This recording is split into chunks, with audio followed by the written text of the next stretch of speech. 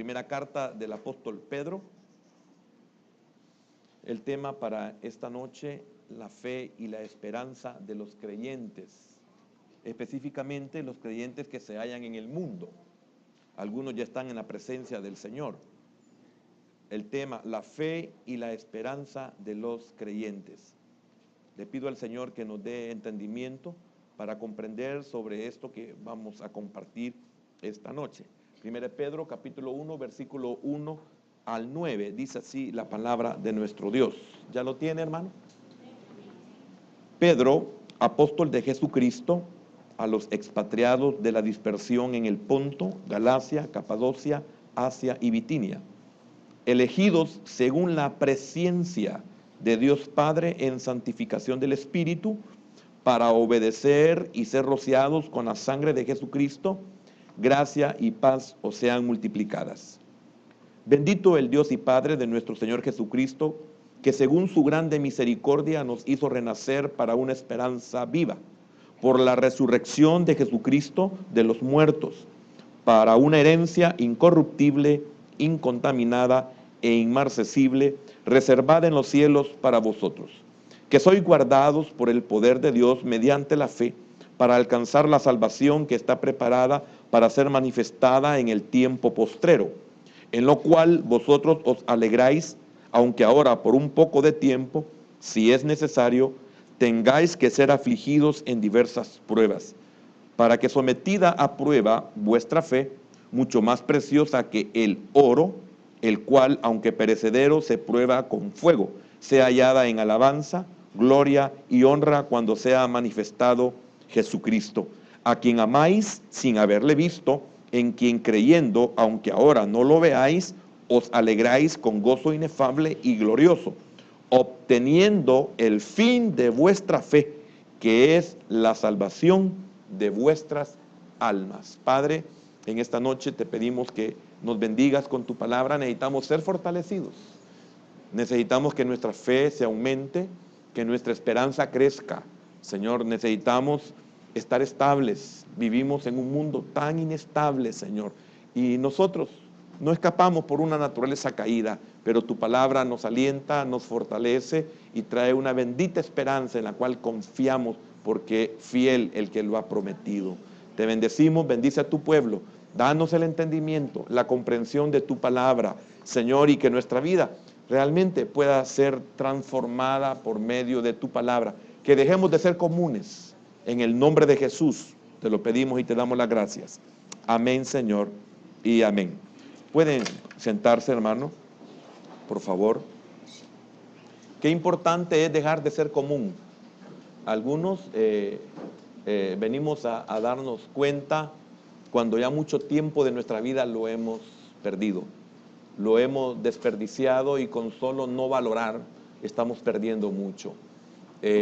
Cuando viene ese despertar en nuestra vida, queremos aprovechar hasta el mínimo segundo y tratamos la manera de esforzarnos y nos afanamos por ese segundo tan importante, pero miramos hacia atrás y nos lamentamos porque no supimos aprovechar toda esa gran cantidad de tiempo.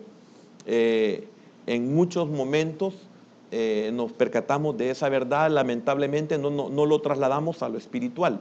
Por ejemplo, al final del día queremos trasladarnos a ciertos lugares, el tráfico no lo permite, y tenemos que salir con ese día en 2, 3 lugares, y nos damos cuenta cómo el segundo, el minuto cuenta, pero cuenta en demasía.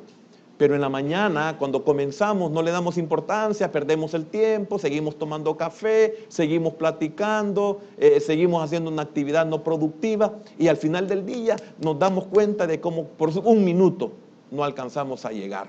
Y eso deberíamos de pensarlo para lo espiritual. Es igual. Por eso es triste estar viendo en el hecho de muerte a los hermanos en Cristo que hasta ese momento se dieron cuenta que no pudieron valorar todo ese tiempo que tuvieron, y piden y suplican, y muchas veces el Señor ya no les da la oportunidad. Y a los que nos da la oportunidad volvemos a caer en el mismo círculo vicioso. Y es por eso que Dios tiene que que tratarnos y hacer muchas cosas. En esta noche el tema es la fe y la esperanza de los creyentes que estamos en el mundo.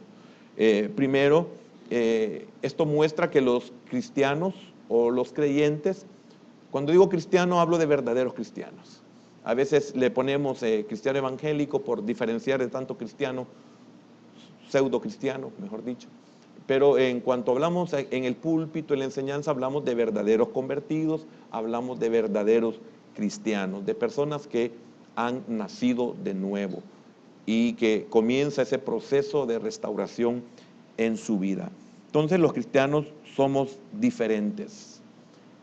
Somos diferentes, ya vamos a ir entendiendo, pero también una vez estuvieron perdidos. Los creyentes una vez estuvieron perdidos. Los que estamos en Cristo, hubo un tiempo en el cual nosotros estuvimos perdidos. Cuando estamos en Cristo, es también lamentable que no valoramos el tiempo que estuvimos perdidos. El apóstol Pablo en sus cartas, especialmente en Efesios, habla de que cómo nosotros corríamos con la corriente de este mundo, que teníamos una vana manera de vivir.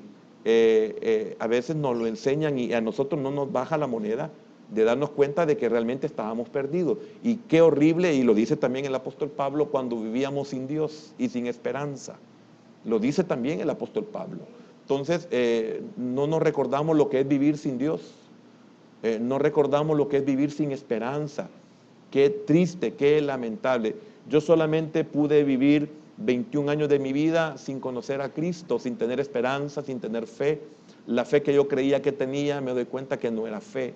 Más que todo era un engaño y no una verdad en mí. Entonces, es bien lamentable no percatarnos de que un tiempo estuvimos perdidos. Yo creo que a muchos de nosotros Dios tiene que recordarnos por medio de su palabra las cosas que practicábamos antes, que hoy nos avergonzamos. Hoy nos da náusea recordar lo que hicimos y como estamos en sí, nos sentimos tan mal de saber de las cosas que llegamos a hacer y de las cosas que llegamos a ser nosotros como personas. Entonces, sería bueno que nos recordemos de eso. Por eso el apóstol Pablo dice, y algunos de vosotros esto erais. O sea, qué tremendo estar consciente. El día martes, por ejemplo, tocaba una cita bíblica donde el apóstol Pablo se siente indigno de ser llamado apóstol porque dice, porque yo perseguí a la iglesia del Señor. ¿Cómo es posible que nosotros no nos percatemos de eso?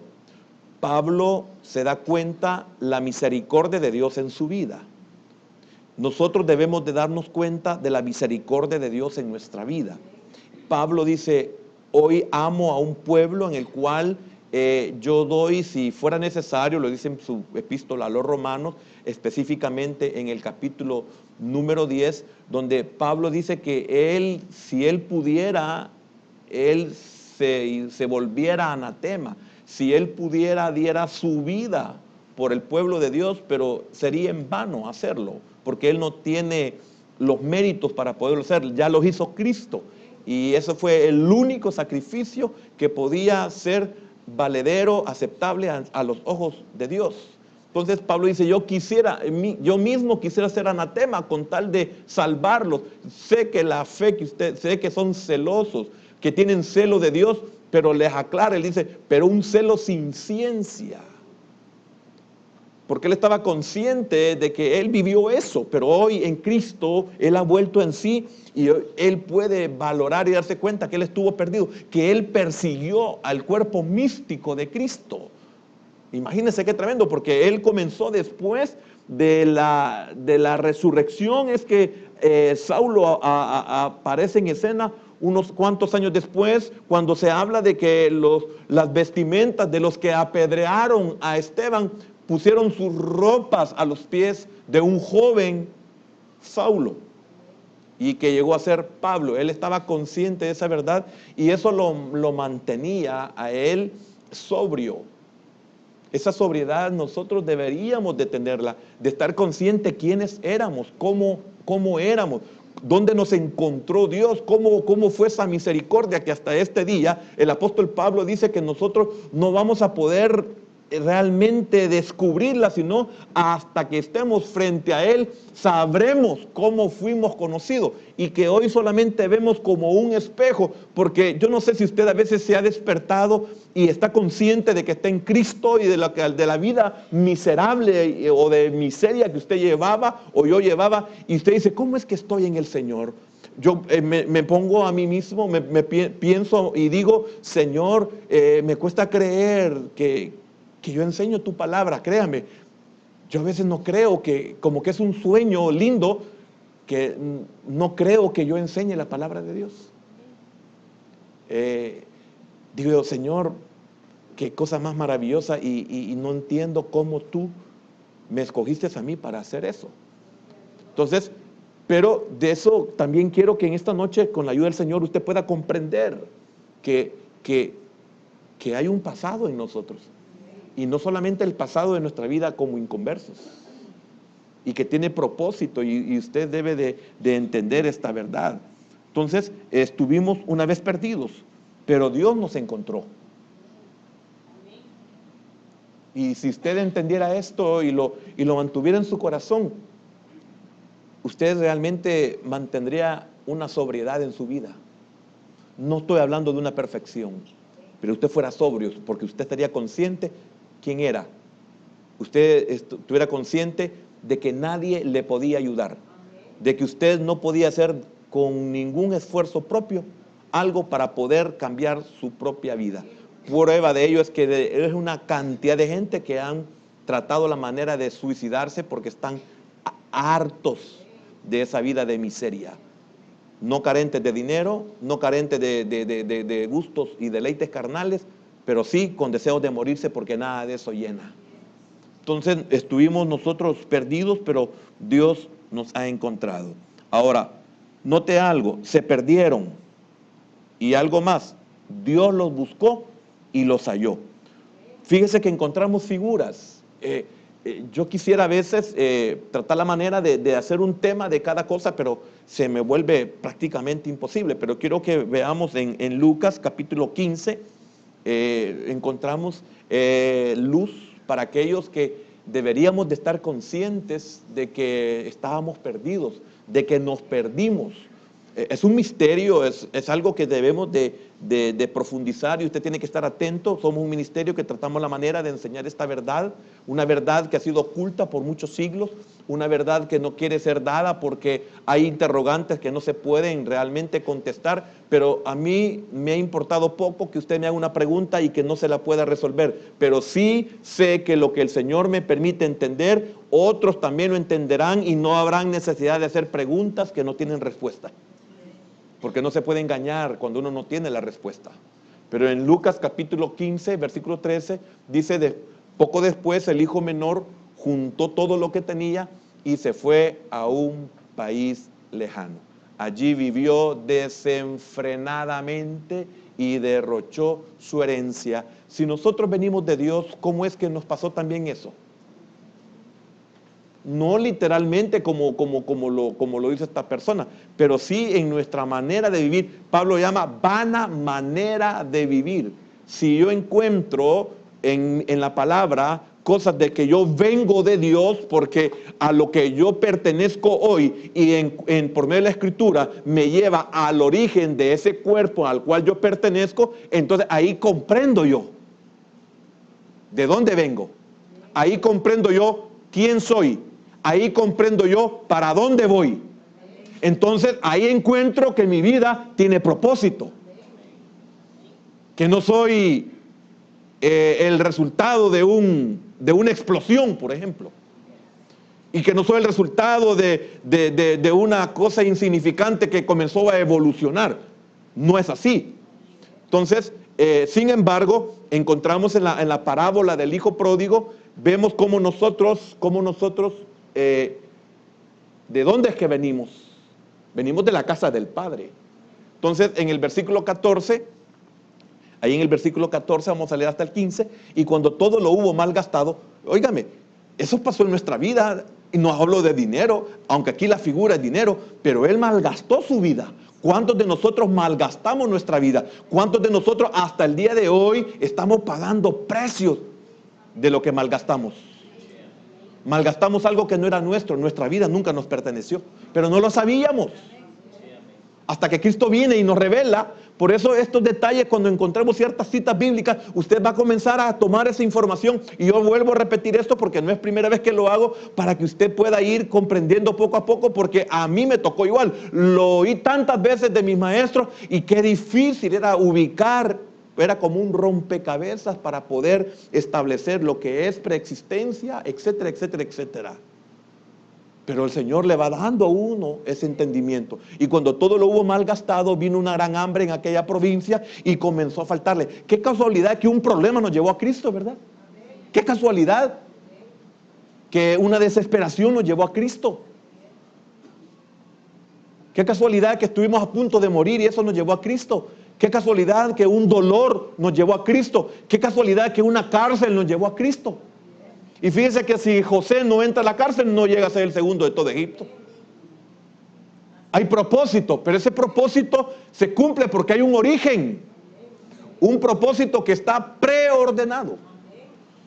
El 15, y fue y se arrimó a uno de los ciudadanos de aquella tierra, el cual le envió a su hacienda para que apacentase cerdos. Ahora, en el Salmo 23, versículo 6, dice... Salmo 23, versículo 6, ciertamente el bien y la misericordia me seguirán. Oiga, qué lindo eso. El que es de Dios, le seguirán la misericordia. Todos los días de su vida, le seguirá el bien. Por eso uno hoy, cuando está en Cristo, uno entiende que cuando no le conocíamos, aunque nosotros no le conocíamos, el Señor tuvo misericordia de nosotros. O sea, usted entiende y dice, si el Señor no me preserva aquí la vida, no lo conozco. Entonces, ahí usted va a encontrar, por medio de citas bíblicas y de explicaciones, que realmente usted fue preservado para que llegara el día, en el día de su salvación. Porque si usted moría en ese tiempo, usted era condenado. Pero usted no podía ser condenado porque ya estaba establecido que usted se salvara. Porque usted ya había elegido el ser salvo. No lo sabía, pero ya estaba. ¿Por qué? Porque cuando usted recuerda el día que aceptó a Cristo, no entiende cómo lo aceptó. Pero sí hubo un deseo ardiente de quererlo hacer. La necesidad, lo que haya sido, lo llevó a una efervescencia para que llegara el momento en el cual le dijeran, ¿quiere aceptar a Cristo? Usted dijera, sí. O como otro, por favor. Un pariente de mi hermano Fernando, no sé si directamente de él o solo de su primo, pero me recuerdo que estando allá en Montreal, Canadá, llegó el punto en que le digo, mire, yo le quiero hacer una pregunta, ¿quiere usted aceptar a Cristo? Después de haber tenido una plática de 1 hora por lo menos, ¿quiere usted aceptar a Cristo? Y me dijo, ¿cómo va a creer que no lo voy a aceptar? Me dijo, mire de dónde lo ha traído Dios para que yo lo acepte, me dijo. Ahora, ¿quién puede razonar de esa manera, hermano? Cuando hay gente que dice, no, ni me hable de eso. Ah, ya eligieron. Porque hay gente que ha estado al punto de pasar a la muerte, le quedan segundos y dicen no, su corazón sigue endurecido. Como Faraón lo endureció. Y Dios, ahí lo tengo la cita bíblica en el Éxodo 5 cuando lleguemos. En Éxodo 5:1 comenzamos el proceso cuando Dios a través de Moisés le dice que deje ir al pueblo y él dice no, él endurece su corazón y durante 5 veces, como lo he enseñado en otras ocasiones, durante 5 veces Dios le dio la oportunidad. 5, número de gracia. Todas las oportunidades que Dios le ha dado a Faraón se cumplieron y le dijeron deja irlo y él dijo no sé quién es y no dejaré tampoco ir a su pueblo. 5 veces fue el motivo por el cual Moisés se presenta para Faraón y dice, y en la 6ª vez Dios endureció. Él había decidido no aceptar a Dios, no obedecer a Dios. En la 6ª vez Dios le endureció. Ese es el peligro que corremos aquellos que no hemos aceptado a Cristo o no han aceptado a Cristo, que se puede terminar el periodo de gracia y Dios te va a endurecer. Y si Dios te endurece, ya no hay nada más que hacer ahí. No hay oración, no hay vigilia, no hay cadena de oración. Usted va a querer dar su propia vida y tampoco se puede. Es bien triste, hermano, conocer la palabra de Dios y ver la gente que es renuente al Evangelio. Ahí está. Después Moisés y Aarón entraron a la presencia de Faraón y le dijeron: Jehová, el Dios de Israel, dice así: deje ir a mi pueblo a celebrarme fiesta en el desierto. Versículo 2. No lo iba a leer por razones de tiempo, pero ya que está ahí. Versículo número 2.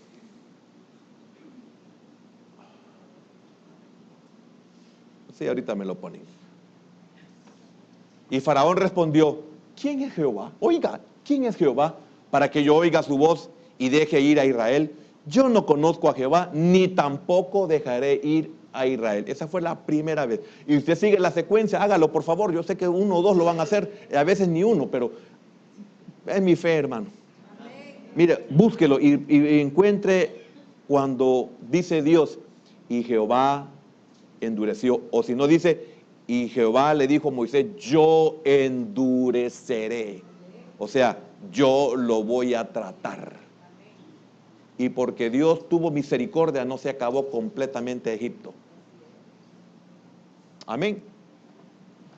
Bueno, no hay aménes, pero bueno. Lucas 19:10. Lucas 19:10. Lucas 19:10. Mire qué lindo lo que dice. Porque el Hijo del Hombre vino a buscar.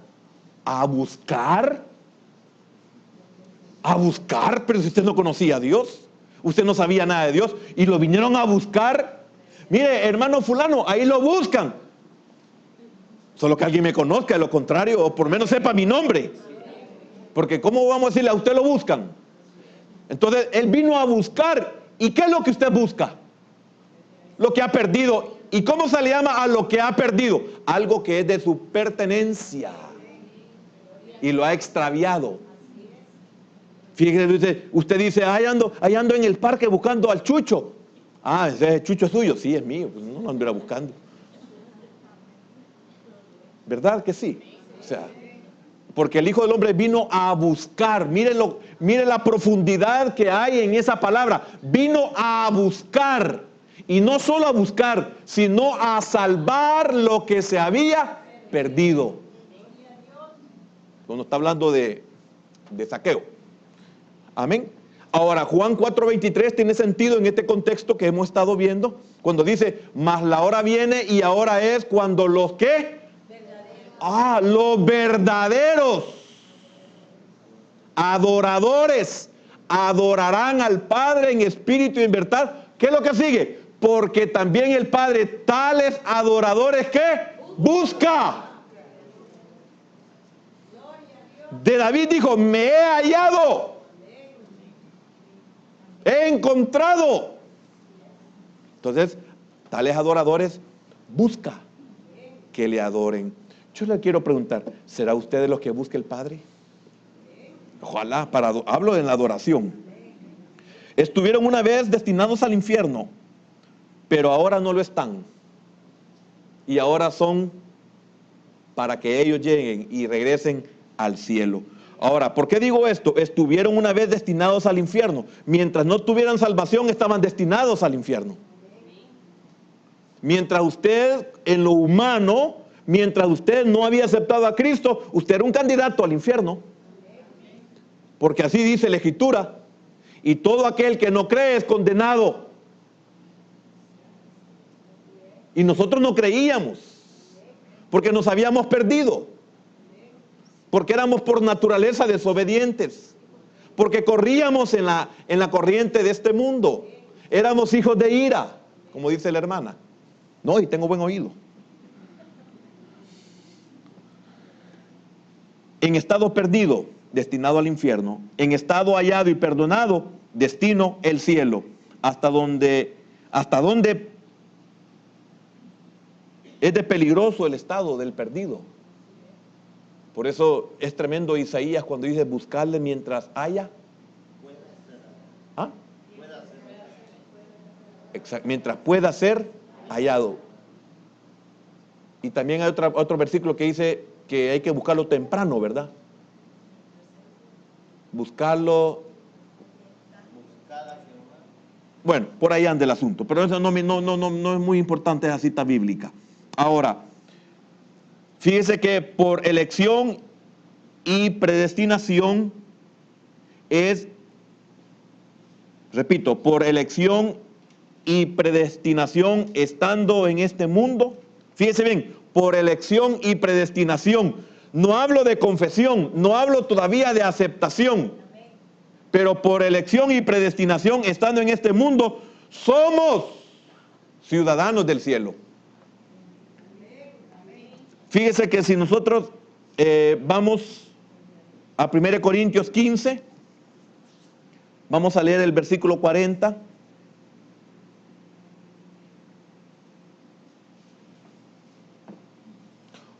Antes de eso, póngame primero Filipenses 3:20.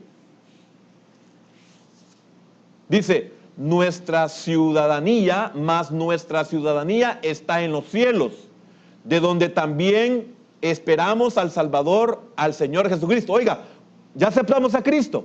Nuestra ciudadanía está en los cielos. Podemos haber elegido, y al haber elegido somos predestinados para ser conformes a la imagen de su Hijo, para ser del cuerpo de Cristo, el cuerpo místico. Esto nos lleva a nosotros a que somos ciudadanos del cielo.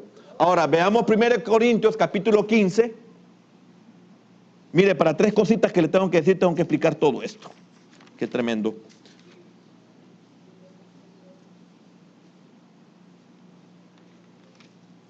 ¿Ya lo tiene? 15:40. Y hay cuerpos celestiales, hace poco lo expliqué. Y hay cuerpos celestiales y cuerpos terrenales. Iglesia, reino. Amén. Pero una es la gloria de los celestiales, la iglesia, y otra la de los terrenales, reino. Aquí no me voy a meter a la explicación de que los del reino eligen aquí. Los de la iglesia elegimos allá, aunque aceptamos aquí, para poder ser rociados, porque nos perdimos. Tenemos que ser rociados. Por eso encontramos en la parábola del hijo pródigo que el padre no solo recibe al hijo, sino que ordena que maten, derramamiento de sangre, porque sin derramamiento de sangre no hay remisión de pecados. Entonces es necesario un rociamiento para poder gozar de los privilegios del reino celestial en el caso de la iglesia y del reino terrenal en el caso del reino Israel.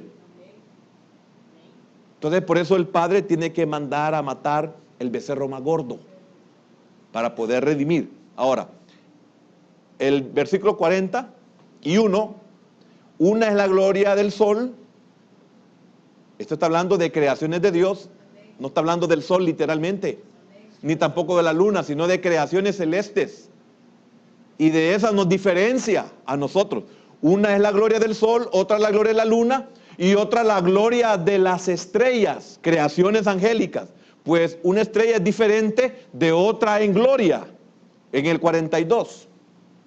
Así también es la resurrección de los muertos. Se siembra en corrupción, resucitará en incorrupción. Esta es la enseñanza para los que estamos en Cristo y morimos y salimos glorificados. Se siembra en deshonra, resucitará en gloria. Se acabará, hermano, la deshonra y la debilidad cuando nosotros resucitemos.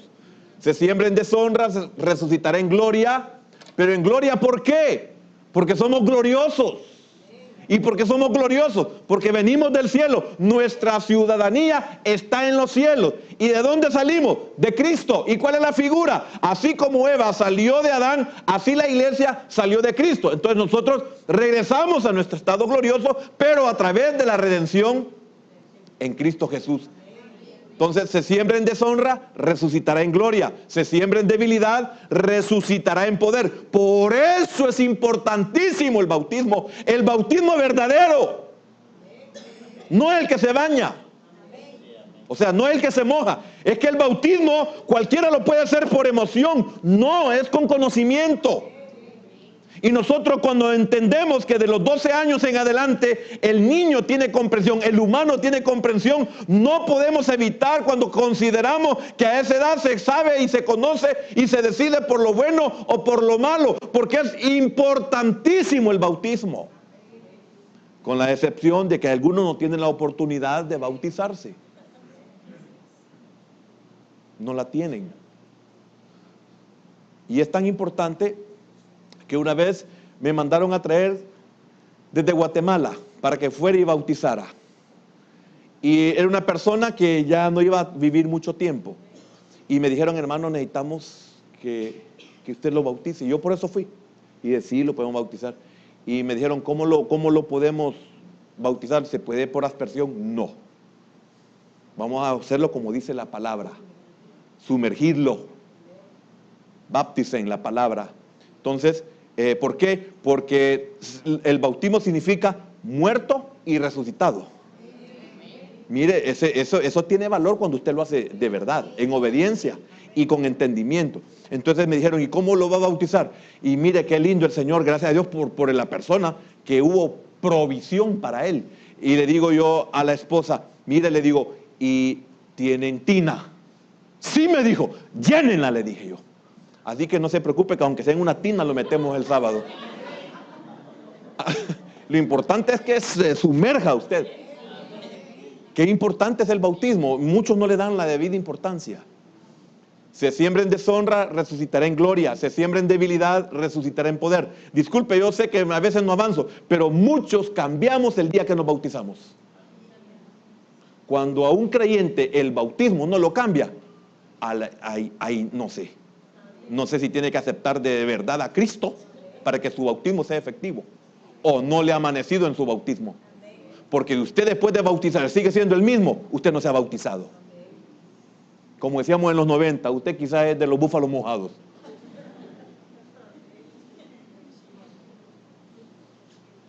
Qué importante es el bautismo, hermano. Por eso no podemos bautizar sin antes enseñar lo mínimo de lo que es el bautismo. 45. El 45, sigamos al 45. Así también está escrito, fue hecho el primer hombre Adán, en la figura que le mencioné, alma viviente, y el postrer Adán, espíritu vivificante. Él nos vivifica, porque estábamos muertos. Adán solo es alma viviente, y el alma viviente vuelve a morir. En su estado perfecto no podía morir, pero una vez se contaminó, muere. El Espíritu de Cristo no se puede contaminar. Fíjese que Hebreos 12:23, pónganme Hebreos 12:23. Hebreos 12:23, que es una enseñanza solo para ese versículo que vamos a leer. Hebreos 12:23. A la congregación de los primogénitos, imagínense, primogénitos. Hay que ver eso, ¿verdad? Que están inscritos, oiga, en los cielos, inscrito en los cielos. A Dios, oiga, ¿quién? A Dios, el juez de todos, a los espíritus de los justos, hechos ¿qué? Perfecto. ¿Y por qué nos perfeccionaron? Si lo que Dios hace, lo hace perfecto. Porque nos perdimos, porque nos fuimos a una provincia lejana, porque nos apartamos de Dios, porque vivimos desenfrenadamente, vivimos perdidamente, sin Dios y sin esperanza. Nos volvimos hijos de ira. Terrible. Esto da hasta escalofrío, hermano. Por eso ese versículo con Juan 6:44, yo sé que ese versículo es más adelante, pero quiero que me lo pongan ahorita. 6:44.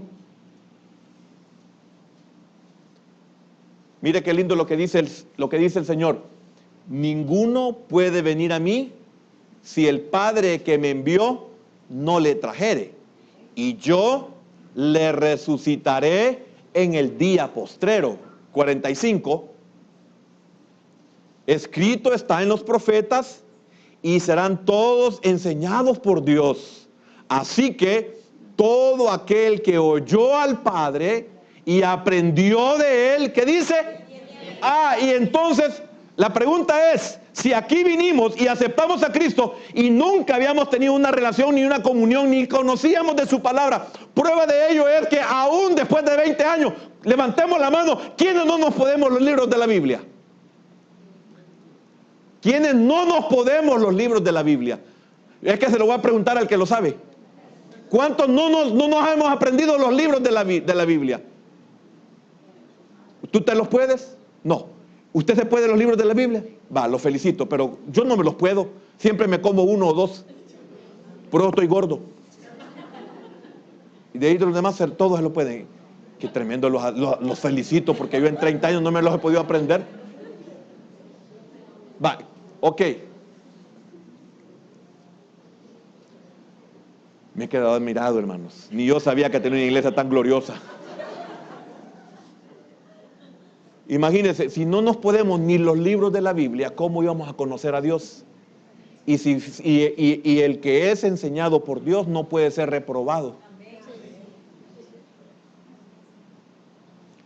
Así que todo aquel que oyó al Padre, y yo siempre he repetido lo que he dicho en los años anteriores, ¿y dónde oímos al Padre? Para oír su voz y conocerla.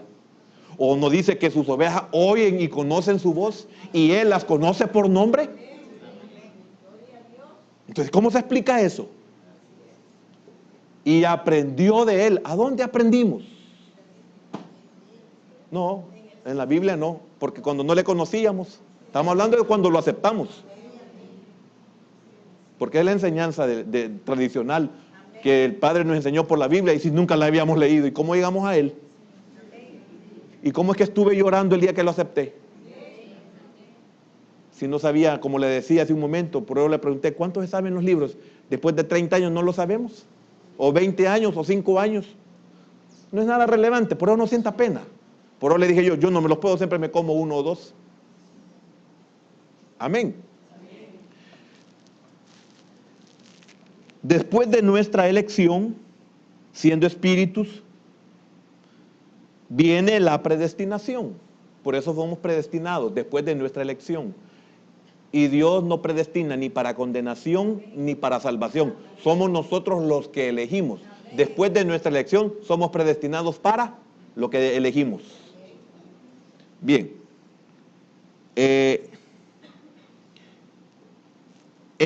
Fíjese bien, después de nuestra elección, siendo espíritus, viene la predestinación. Ahora, aquí falta un elemento muy importante.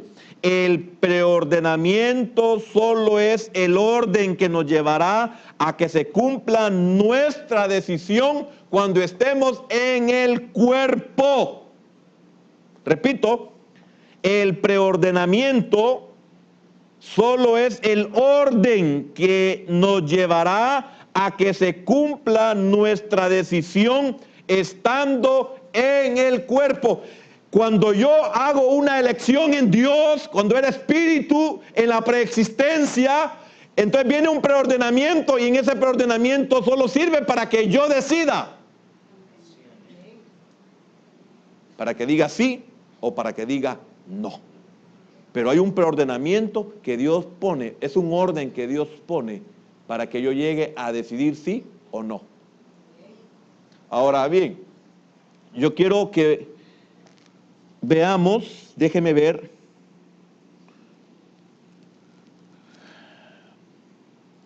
Por ejemplo, veamos la preexistencia de Cristo, Isaías 6:8. Isaías 6:8, vamos a verlo rapidito.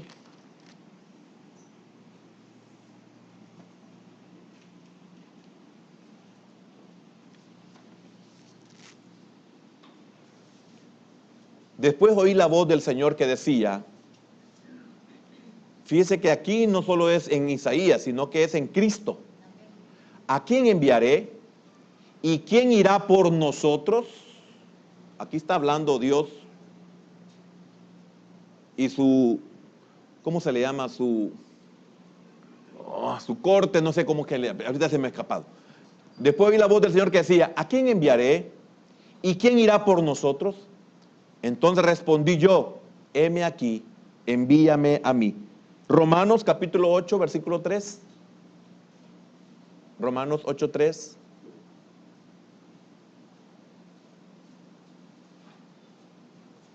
Porque lo que era imposible para la ley, por cuanto era débil por la carne, Dios enviando a su Hijo en semejanza de carne, de pecado, y a causa del pecado, condenó al pecado en la carne.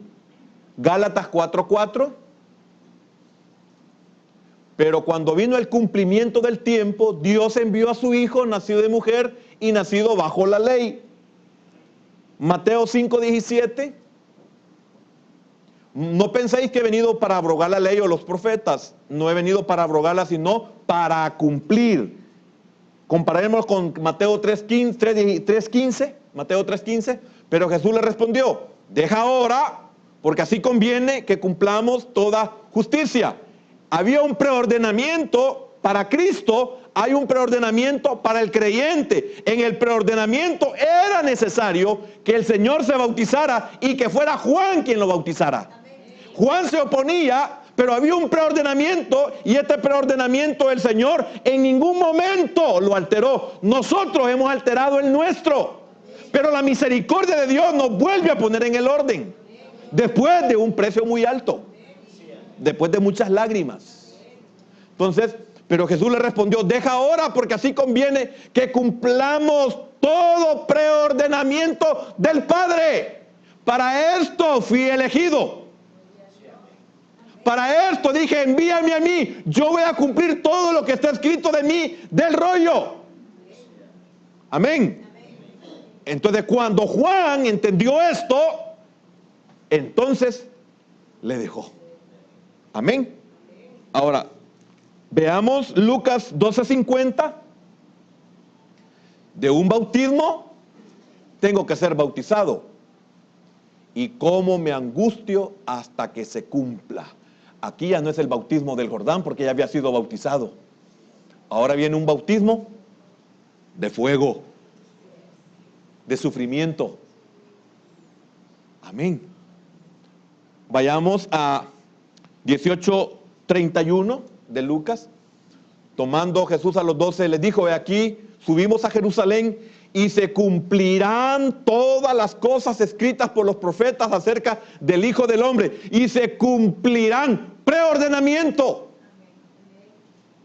Y mire, es increíble la cantidad de citas bíblicas, hermanos. No se pueden ver en una reunión como esta. ¿Pero está comprendiendo? Porque después lo voy a llevar a usted y a mí a otra cita bíblica. Vayamos a 24:44 de Lucas. Y les dijo: estas son las palabras que os hablé, oiga, estando aún con vosotros, que era necesario que se cumpliese el preordenamiento, todo lo que está escrito de mí en la ley de Moisés, en los profetas y en los salmos. Ahora, eso era en relación a Cristo. Y nosotros, quiero que me acompañen a Hechos 10:41, creo que les di la cita bíblica, hermanos que están en la cabina. 10:41, póngame desde el 40, por favor, 10:40. Hechos 10:40.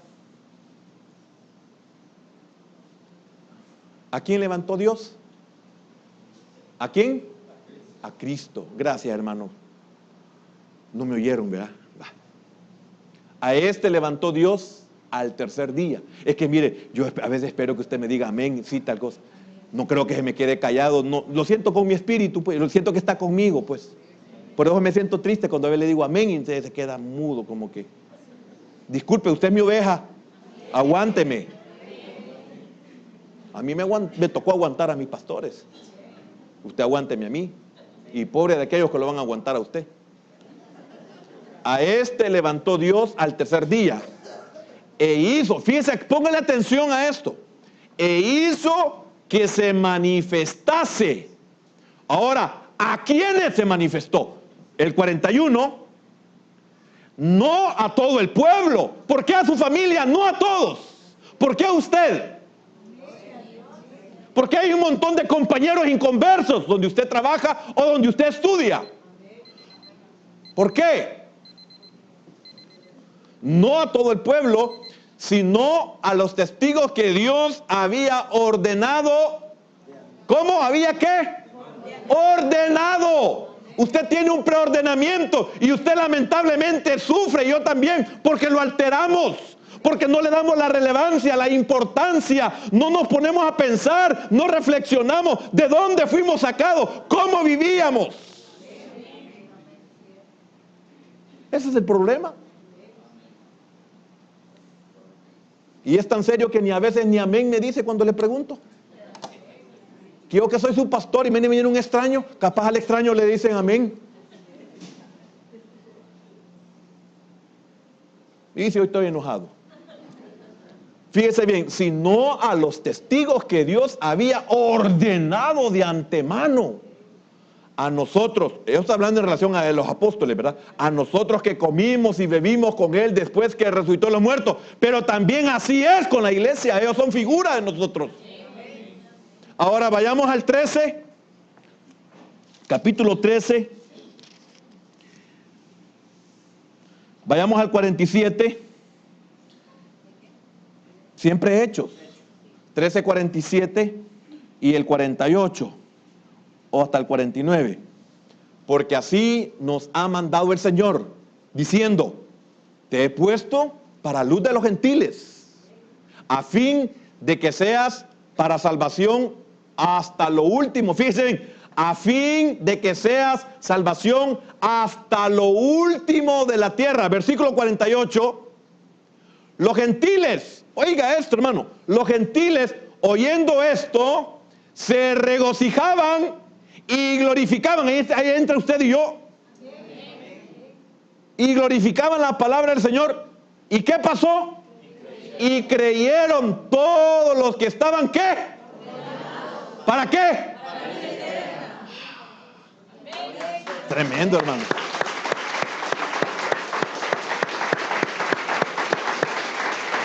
Por eso es bien triste que usted, siendo heredero de esa herencia que hemos leído del 1 al 9 de Primera de Pedro, capítulo 1, no es posible que todavía nosotros vivamos una vida tan miserable.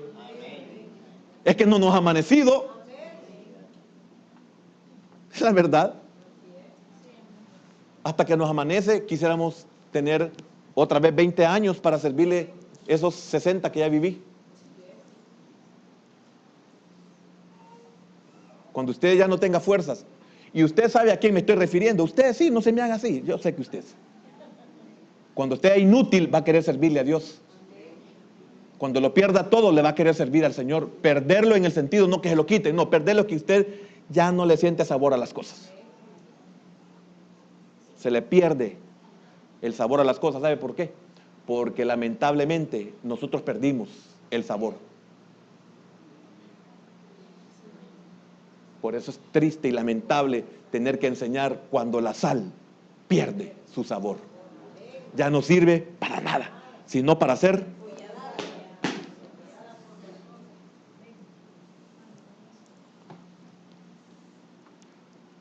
Y por lo menos este recuerdo va a tener siempre en su corazón. Profeta le envió Dios. Porque por falta de enseñanza, usted no es ignorante. No lo es. Y quiero decirle algo. Es de lo que no quiero que jamás el Señor me demande. Suficiente mi naturaleza caída, pero que yo le engañe a usted, prefiero caerle mal y no engañarlo. Prefiero decirle la verdad aunque la verdad lo saque. Pero eso es una verdad. Y sabe, y me van a oír los que han sido preordenados. Porque así les habló Pedro, así les habló Esteban.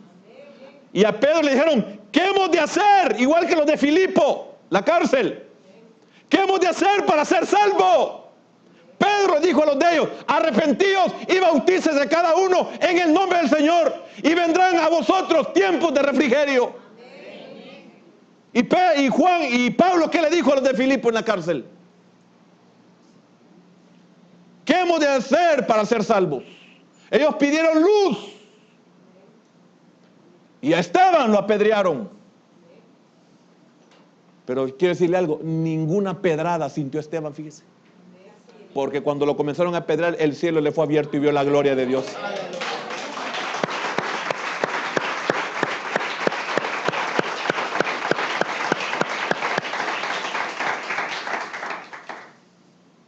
y creyeron todos los que estaban ordenados para vida eterna. ¿Sabe que a mí me dan ganas de llorar cuando leo eso? Porque me acuerdo el día que lo acepté. ¿Sabe usted que para mí era un día común y corriente? Para mí era un día sin importancia y sin ninguna relevancia de ninguna clase. Yo no fui con el propósito de buscar a Dios. Yo no fui con el anhelo de querer aceptar a Cristo. ¿Para qué? No, pues, disculpe, tonteras esas. Pero no sabía, hermano, que uno no puede contra Dios cuando uno está preordenado. Pero ahora lo que yo me regocijo es de que en mi elección yo dije sí, voy a aceptarte, voy a creer en ti. Porque si no, hubiera sido como muchos. No, otro día.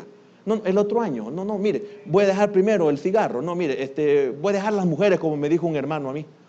Mire, voy a dejar, hermano, en la sangre. Voy a dejar las mujeres primero. Y ya pasaron 20 años.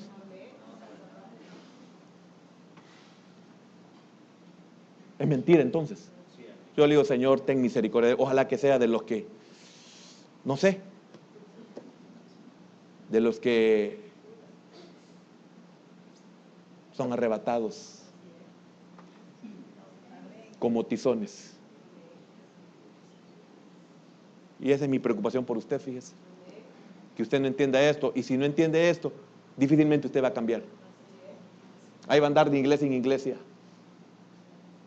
Ahí va a andar de teología en teología, buscando institutos. Gente que me dice, hermano, mire, ¿y cuál instituto usted ¿qué dice? Me recomienda para que estudie. Ninguno, le digo. Dile, conviértase. Porque cuando uno se convierte, con solo leer la Biblia le entiende. Pero convertido.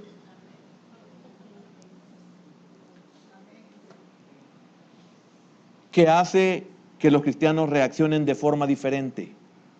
¿Qué hace? Han encontrado una nueva razón para vivir. Mire, yo no sé qué será, qué lindo he sentido hoy que el tiempo me ha abundado. Yo creí que me había pasado ya hace rato de la hora. ¿Qué hace que los cristianos reaccionen de forma diferente? Han encontrado una nueva razón para vivir. ¿Cuántos han encontrado una nueva forma de vida? Una nueva razón para vivir. ¿Qué significa eso?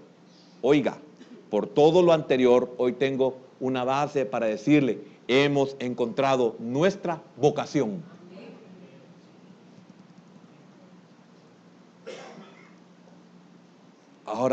Ahora comprendo algo más. Cuando Pablo dice en su primera carta a los Corintios, capítulo 1, cuando empieza a decir que ¿a quiénes ha escogido Dios? A los más débiles, a los más viles, a todo. Empieza a enumerar el apóstol Pablo. Y yo me meto ahí y digo, a los que no encontrábamos nuestra vocación en este mundo, porque a nada le dábamos sabor. Todo nos decepcionaba. Encontré mi vocación, porque no hay cosa mejor para mí que amar a Cristo y estar con Él.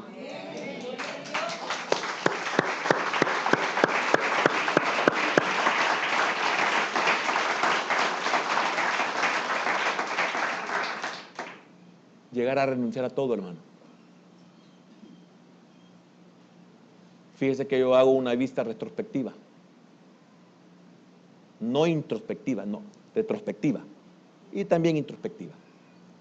¿Cómo es que pude renunciar a todo? Cuando mi primera oposición era mi propia familia. No hablo de mi hogar, mi propia familia. De soportar todos los vituperios. Y de ser humillado. Hoy entiendo a la perfección. Es que encontré mi vocación. Imagínense qué tremendo cuando Pablo dice que desde el vientre.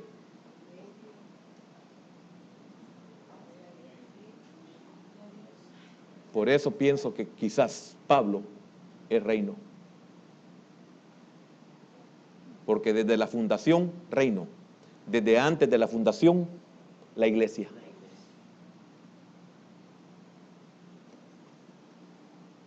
Y algún día le voy a compartir lo que es el oficio, hablando de toda lo que es preexistencia, elección y preordenamiento. El oficio.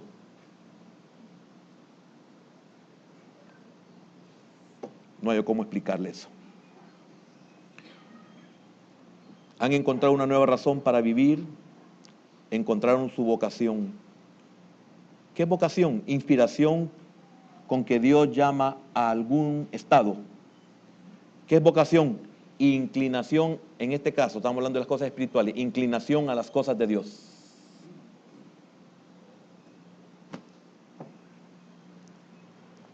Al que encontró su vocación lo ponen a elegir. ¿Qué quieres? ¿Las riquezas de este mundo o quieres tú los vituperios de Cristo? ¿Y qué dijo Moisés? ¿Qué dice Hechos? ¿Qué dice el Espíritu Santo?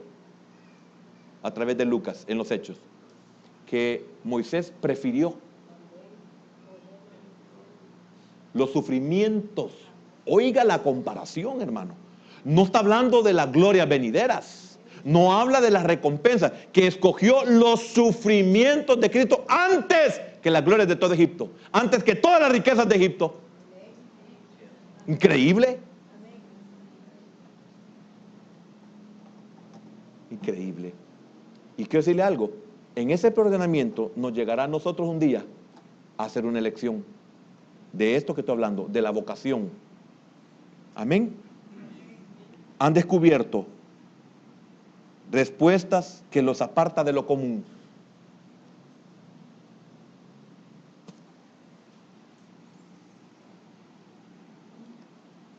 ¿Por qué los cristianos tienen una perspectiva diferente de la vida? ¿Por qué? Y aquí vienen los 3 puntos que le tengo que tocar. Todo lo que le he hablado es introducción. ¿Por qué? Para entender esto, el primer punto es que sus tesoros son eternos. Se los voy a dar para que no crea que es mentira. Segundo, sus aflicciones son temporales. Lo saben, lo sabemos. Y tercero, sus pruebas cumplen con los propósitos de Dios. 3 cosas. Pero ¿cómo puedo yo comprender a la perfección esas 3 cosas si no sé ni de dónde vengo? Si no sé ni quién soy. Si no entiendo que hay un preordenamiento.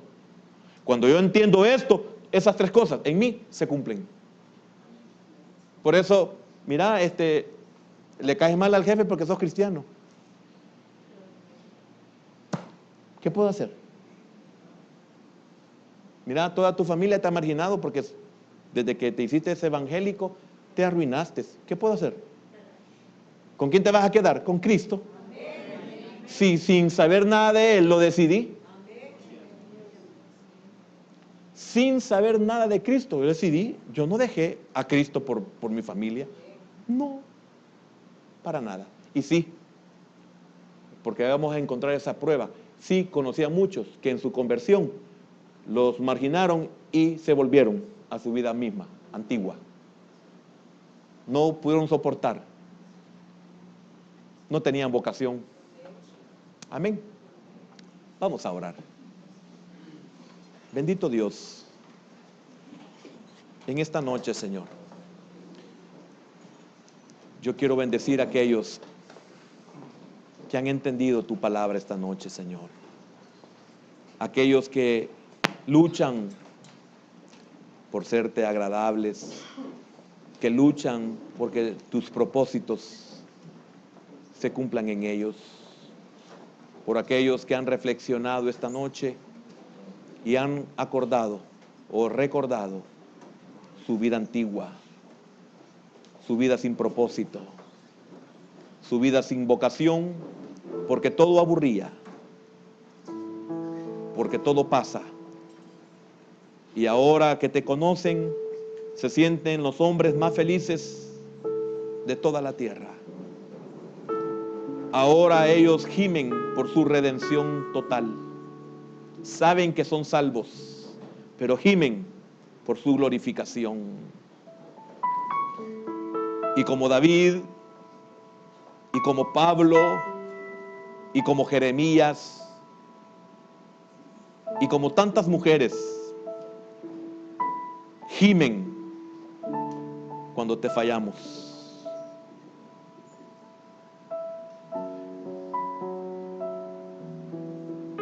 Porque te amamos, Señor, sin haberte conocido, como lo dice Pedro.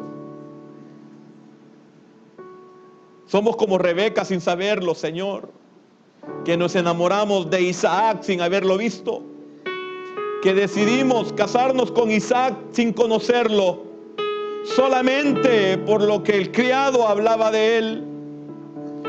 Nosotros hemos creído en ti, queremos casarnos contigo solamente con lo que han hablado tus siervos y tus siervas.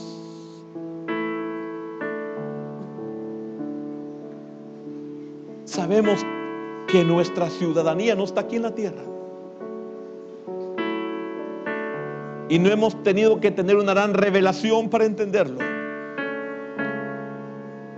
Somos como David en su versículo número 6 del Salmo 23. Y a la casa de Jehová volveré.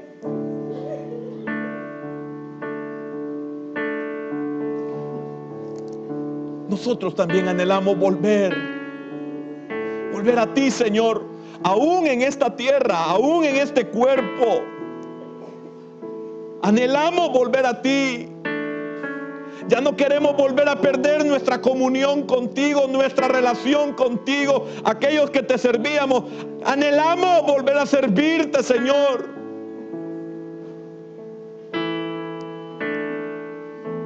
Porque esta es la fe y la esperanza de los creyentes.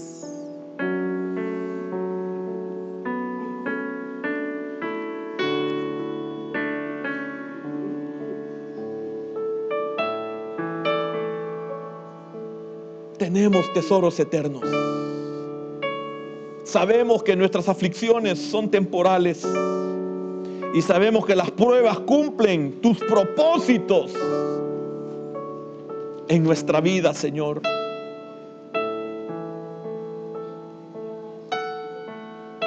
Por eso, los creyentes afligidos encontramos consuelo en tus promesas.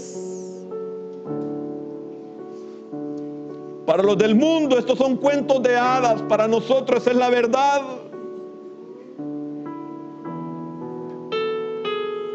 Los que no te conocen mueren sin esperanza. Señor, somos testigos que los que han muerto en Cristo han muerto con esperanza. Señor, soy testigo de algunos que te han visto, que tú los llegas a traer. Eso no se oye en un inconverso. Creyentes que han muerto con una sonrisa.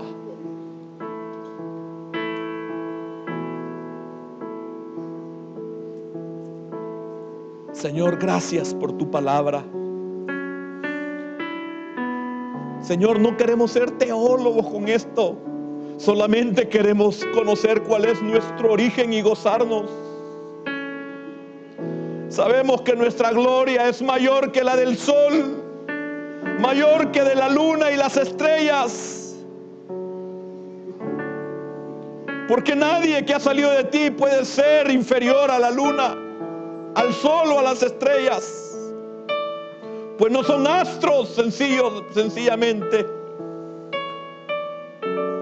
sino que son creaciones tan bellas como lo fue Luzbel, como lo es Miguel, como lo es Gabriel, como lo son los serafines, los querubines. Pero ¿quién iba a creer que nosotros somos superiores a ellos? Señor, fortalécenos en esta noche. Aquellos que andábamos en angustias por cosas triviales de esta vida. Porque tú nos enseñas, no es más la vida que lo que vestimos, que lo que comemos.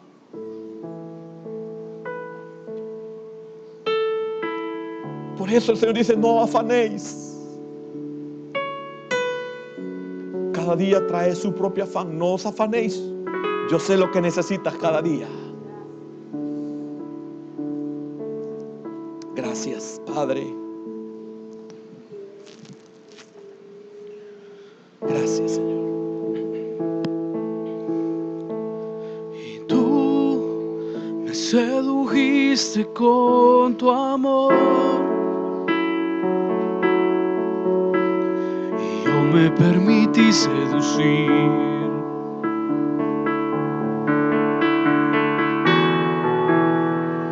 Tú me abrazaste, oh Señor. Me sentí seguro en ti.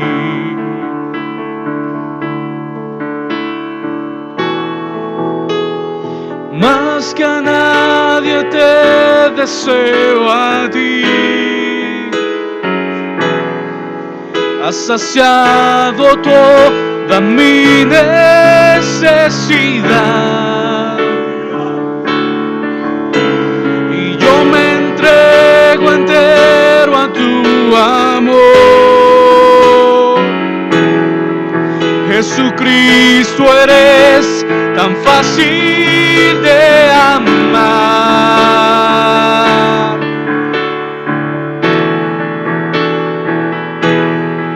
Te anhelo, mi deseo es amarte y darme todo a ti. Tú eres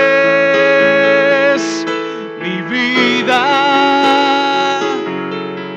y por siempre yo te amaré.